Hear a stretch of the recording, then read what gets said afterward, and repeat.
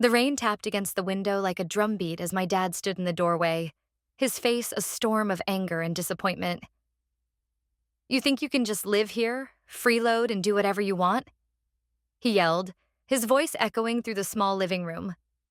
My backpack, hastily packed with clothes and a few essentials, sat slumped at my feet like a silent witness to our showdown. I didn't respond. What could I say? He wasn't wrong. I'd been cutting corners for months, skipping classes, coming home late, and brushing off responsibilities like they didn't exist. But it wasn't like I planned it this way. Life just spiraled. "You need to get your act together, or you're out," he said, pointing toward the door. "I'm trying, Dad," I muttered, my voice barely audible over the pounding rain. "You don't get it." "I don't get it?" His laugh was sharp, bitter. "I work 12 hours a day to keep this roof over your head. I don't get what it's like to be tired, to be overwhelmed." His words stung, but I couldn't let him see that. "It's not the same," I shot back, my voice rising. "You have no idea what it's like to deal with everything. School, friends, figuring out what I want to do with my life. And you think I didn't go through that? Stop acting like you're the first person to face challenges." We stood there, glaring at each other, the tension thicker than the humid air outside. Finally, he stepped aside and crossed his arms. "If you're so grown up, then go. Figure it out on your own." My stomach dropped. I didn't think he'd actually say it. I stared at him, hoping for some flicker of regret or softness in his eyes, but he was stone-faced. I grabbed my backpack and stepped outside, the cold rain immediately soaking through my sweatshirt. I turned back, half hoping he'd call me back inside. But the door slammed shut, and the porch light blinked off. I walked aimlessly, the rain plastering my hair to my forehead and turning the streets into a maze of shimmering reflections. I didn't have a plan, just the faint hope that maybe one of my friends would let me crash on their couch. My phone buzzed in my pocket. Mom. I hesitated. If I answered, she'd ask what happened, and I wasn't ready to admit the full truth. Not yet. I shoved the phone back into my pocket and kept walking.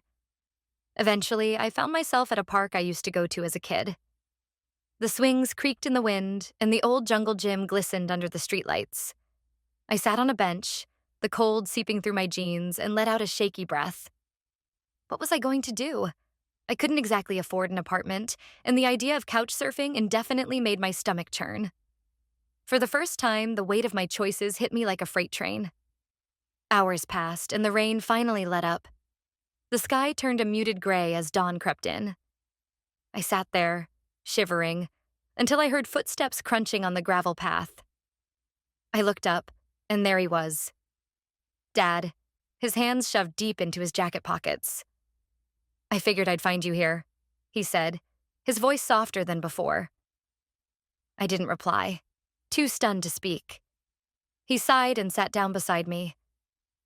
"Look, I didn't want to kick you out, but you needed a wake-up call. And maybe I overreacted." Tears stung my eyes, but I blinked them away. "I messed up, Dad. I know I did." "We all mess up," he said.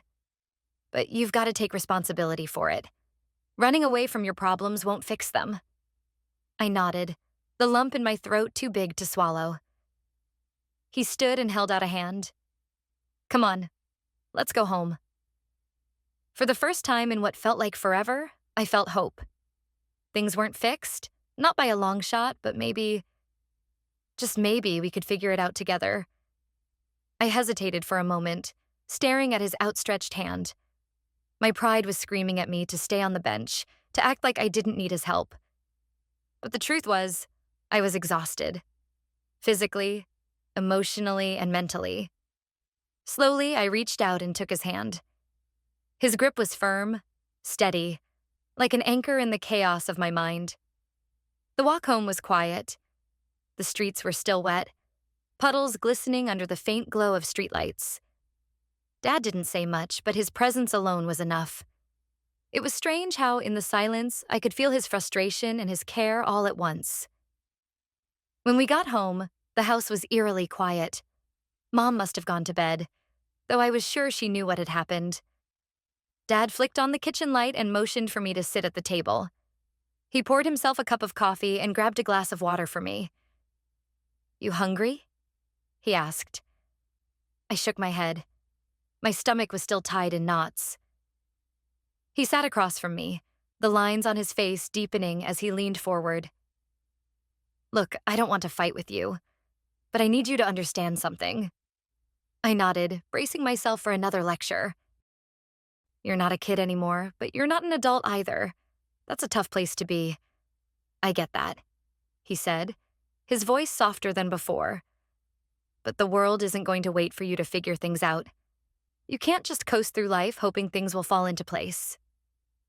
"I know," I mumbled. I feel stuck. Like no matter what I do, it's not enough." He nodded slowly, like he was piecing together something in his mind. "I felt the same way when I was your age. I didn't know what I wanted to do, and I was scared of failing. But you can't let that fear paralyze you. You've got to take small steps, even if you don't know exactly where they'll lead." I stared at the table, tracing the grain of the wood with my finger. "It's hard, though. Every time I try, it feels like I'm just screwing up more." "That's part of it," he said. "You're going to make mistakes. A lot of them. But you've got to own those mistakes and learn from them. That's how you grow." For the first time in months, I felt like he wasn't just lecturing me. He was trying to understand me. "I'll do better," I said quietly, looking up at him. "I don't know how yet, but I will." He gave a small nod, his expression softening. "That's all I ask. Just try. And if you don't know where to start, ask. I'm here to help, but you've got to meet me halfway." We sat there for a while, the tension from earlier dissolving into something resembling peace. I realized how much I'd been pushing him away, convincing myself that he didn't understand me. Maybe he didn't fully get it, but he was trying. And that was more than I'd given him credit for. The next few weeks weren't perfect, but they were different. Dad and I started talking more. Real conversations, not just arguments. He helped me come up with a plan to get back on track, starting with school. It wasn't easy, but every small step felt like progress. One night, as we were sitting on the couch watching some old movie he liked, he turned to me and said, "You know, I wasn't sure if kicking you out was the right thing to do. But seeing you now, I think it worked." I laughed, shaking my head. "Yeah, well, it wasn't my favorite night. But I guess I needed it. Sometimes the hard lessons are the ones that stick," he said, ruffling my hair like I was a kid again. For the first time in a long time, I felt like I was on the right path, not just with school or responsibilities, but with my dad. We weren't perfect, and we'd still butt heads from time to time, but we were learning how to navigate life together. And that made all the difference. As the weeks rolled on, things between Dad and me slowly began to shift. It wasn't like everything was magically better overnight, but there was a new sense of understanding between us. Like we'd both decided to stop fighting against each other and start working with each other instead. I started taking his advice seriously, little by little.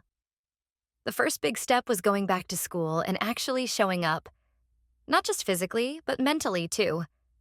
I stopped blowing off assignments and put more effort into my classes, even if I didn't exactly know what I wanted to do with my life yet. Dad noticed. He didn't say much about it, but the small things, like a subtle nod when he saw me studying or a cup of coffee he'd leave on the table for me before I left for school, told me he was proud. One Saturday morning, as I was eating breakfast, Dad walked in with a newspaper folded under his arm.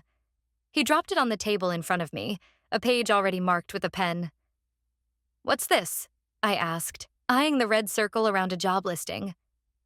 "Part-time gig at the hardware store down the street," he said, pouring himself a cup of coffee. "Figured you could use something to keep you busy after school, and maybe put a little money in your pocket." I hesitated. "You don't think I'm doing enough already?" He raised an eyebrow. "You're doing better, but life's not just about doing enough to get by. It's about building something for yourself. Besides," he added, smirking. I think it'd be good for you to work with your hands a bit. Build some character. I rolled my eyes, but deep down, I knew he had a point. The hardware store was small and smelled like sawdust and oil. My first day was a mess. I dropped a box of nails, couldn't find where they kept the hammers, and managed to spill coffee on the register. But the manager, a gruff guy named Pete, didn't seem too fazed. You'll get the hang of it, he said, handing me a broom. Everyone's useless their first week. By the end of the month, I was starting to get the hang of things. I learned how to mix paint, load lumber, and even fix a few things around the house using what I picked up at work. Dad noticed.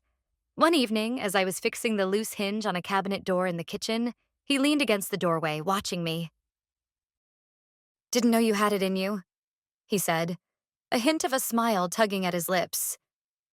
Yeah, well, I didn't either, I admitted, tightening the last screw.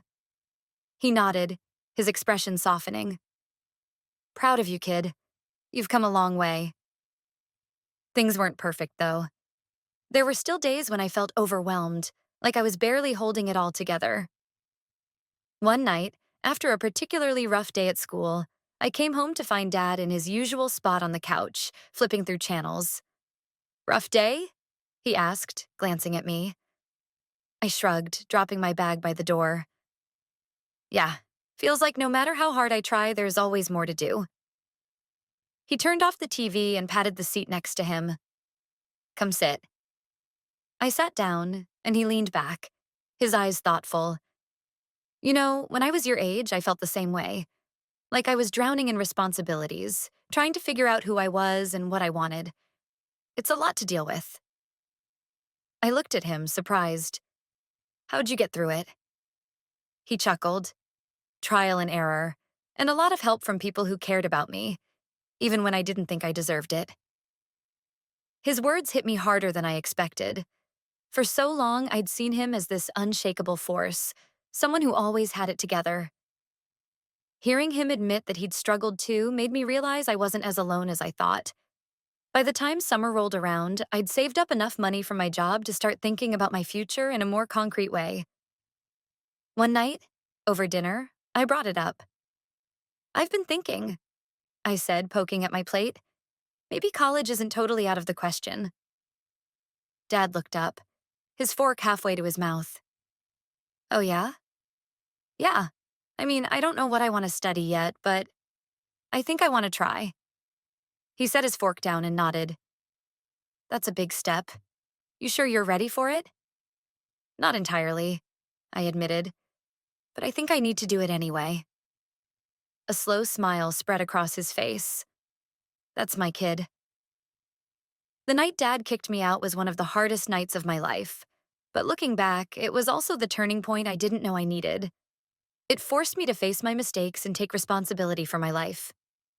And through it all, through the arguments, the silent car rides, the late-night talks, I realized something important.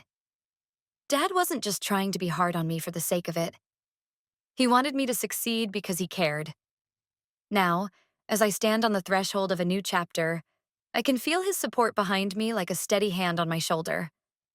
Life's not perfect, but for the first time in a long time, I feel like I'm ready to take it on. And I know Dad will be there, cheering me on every step of the way. Summer came and went, and the rhythm of life settled into something steady. Between school, my job at the hardware store, and the occasional heart-to-heart with Dad, I started to feel like I had a grip on things. It wasn't perfect. Some days I still felt like I was barely holding it together. But I was moving forward, one step at a time. One evening, after a long shift, I came home to find Dad in the garage. He was hunched over his old workbench, tools scattered around and the radio playing softly in the background. It was his sanctuary, the one place where he seemed at peace. What are you working on? I asked, dropping my bag by the door. He looked up, wiping his hands on a rag. Just fixing up this old lawnmower. Thought it'd be good as new with a little TLC. I walked over, leaning against the workbench. You know, I've been working at the hardware store for months now, and I still have no idea how to fix half the stuff that comes in. He smirked. Takes time and patience. You learn by doing. I nodded, watching as he tinkered with the engine. Can you teach me? He glanced at me, surprised. You want to learn? Yeah, I figure it couldn't hurt to pick up a new skill. Plus, it's not like I'm doing anything else tonight. A small smile tugged at the corner of his mouth. All right then, grab that wrench. Over the next few hours, he walked me through every step of fixing the mower, from diagnosing the problem to replacing the broken parts. It was frustrating at first. My hands were clumsy and I kept fumbling with the tools, but Dad was patient. Slow down, he said as I struggled to loosen a stubborn bolt. It's not a race. Sometimes you've got to take your time and do it right. By the time we finished, it was well past midnight and the garage smelled like oil and metal. But when the mower roared to life, a sense of pride surged through me. Not bad for your first try, Dad said, clapping me on the shoulder. Thanks, I said, grinning. Maybe I'll stick around here and help out with more of your projects. He laughed. Careful, or I might start charging you rent. As the weeks went by, those late-night sessions in the garage became our thing. We worked on everything from broken appliances to an old bike Dad had found at a yard sale. It wasn't just about fixing stuff. It was about spending time together, learning from each other, and building a bond that felt stronger than ever. One night, as we were packing up, Dad turned to me and said, You know, you've really turned things around. I'm proud of you. Thanks, I said, feeling a warmth spread through my chest. I couldn't have done it without you, though. He shook his head. You did the hard part.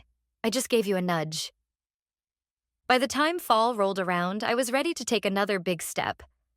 I'd been quietly researching colleges and trade schools, trying to figure out what I wanted to do. The hardware store had sparked an interest in carpentry and construction, and the time I spent in the garage with Dad only solidified it. One night, over dinner, I brought it up. I've been thinking about going to trade school, I said, my voice steady but nervous. Dad set down his fork, his expression unreadable. Trade school, huh? Yeah, I like working with my hands, and I think it's something I could be good at. Plus, there's always demand for skilled workers. He nodded slowly, a smile creeping onto his face. I think that's a great idea. You do? Of course, he said. As long as it's something you're passionate about, I'm all for it. And you know I'll be here to help however I can. Relief washed over me, and for the first time in a long time, I felt like I had a clear direction. The night Dad kicked me out was a turning point, but it wasn't the end of my story. It was the beginning of something new.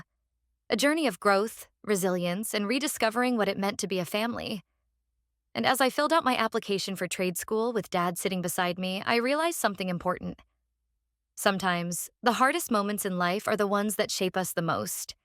Because in the end, it wasn't just about proving to Dad that I could change. It was about proving it to myself. The night I decided to tell Dad about my acceptance to trade school felt like a full circle moment. It was a crisp autumn evening, and the house smelled of Mom's roast chicken, comfort food that always seemed to make life's problems feel a little smaller. Dad, can we talk after dinner? I asked, sitting across from him at the table. He glanced up from his plate, raising an eyebrow. Sure.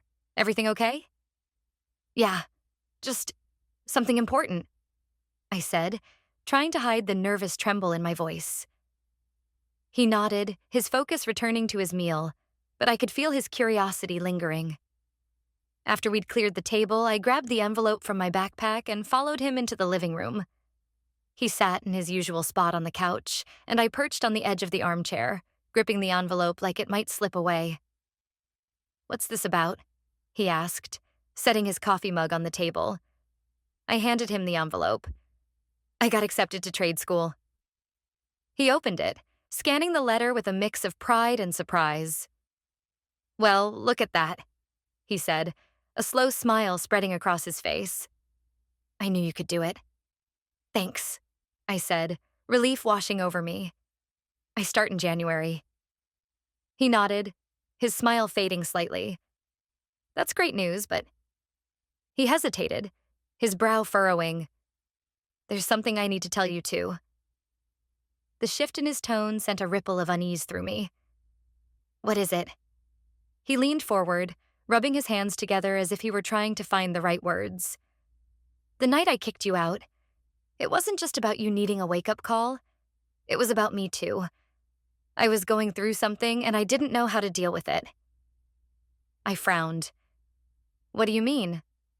He sighed, his shoulders slumping. The truth is, I was scared. I've been scared for a while now. Things at work have been rough. They've been cutting hours, laying people off. I didn't know if I could keep the house, keep everything stable for you and your mom. And when you started slipping, skipping school, not pulling your weight, it felt like everything was falling apart. Dad, I started, but he held up a hand. Let me finish, he said. I took it out on you because I didn't know how else to handle it. I thought if I pushed you hard enough, you'd step up, and maybe that would fix something. But looking back, I see now that I could have handled it better. I should have talked to you, not pushed you away. His words hung in the air, heavy and raw. For a moment, I didn't know what to say. You were scared, I said slowly, piecing it together. That's why you kicked me out? He nodded. I was scared of losing everything I'd worked for. I was scared of failing you. The weight of his confession hit me like a punch to the gut. All this time, I'd been so focused on my own struggles that I hadn't seen his. I didn't know things were that bad, I said quietly. I didn't want you to know, he admitted. You're my kid. I'm supposed to protect you, not burden you with my problems. But I'm not a kid anymore, I said, my voice firm. And you don't have to do it alone. We're a family, Dad. We can figure it out together. In the weeks that followed, I started noticing the cracks in the life Dad had tried so hard to hold together. Bills piled up on the kitchen counter. The fridge seemed emptier than usual. And the late-night garage sessions became fewer and farther between. One night, I found him in the garage, sitting on a stool with his head in his hands. Dad? I said softly, stepping inside. He looked up, his eyes tired. Hey, kid. What's going on? He hesitated, then let out a shaky breath. I lost my job today. The words hit me like a punch to the chest. What? How? They're shutting down the plant, he said, his voice hollow. Couldn't keep up with the competition. For a moment, I was speechless. This was the man who had always been my rock, the one who never let anything shake him. Seeing him like this, defeated, vulnerable, was almost too much to bear. We'll figure it out, I said, trying to keep my voice steady. I'll pick up more hours at the hardware store. We'll make it work. He shook his head. It's not your job to fix this, son. It's not just your job either, I said, stepping closer. We're in this together, remember? The next few months were the hardest we'd ever faced. Dad struggled to find work, and I balanced school, my job, and trying to help out at home. There were nights when it felt like we were barely keeping our heads above water, but somehow we kept going. One cold December night, as we sat in the living room with the TV on low, Dad turned to me and said, You know, I never thought I'd say this, but I'm glad things happened the way they did. I raised an eyebrow. You're glad you lost your job? No, he said, chuckling. I'm glad I got to see the person you've become. You've grown up a lot these past few months, and even though things are tough, I know we'll get through it. Together. For the first time in a long time, I felt a sense of peace. Life was messy and uncertain, but we were stronger for it. Because in the end, it wasn't just about surviving. It was about learning to lean on each other when things fell apart. And that was a lesson neither of us would ever forget.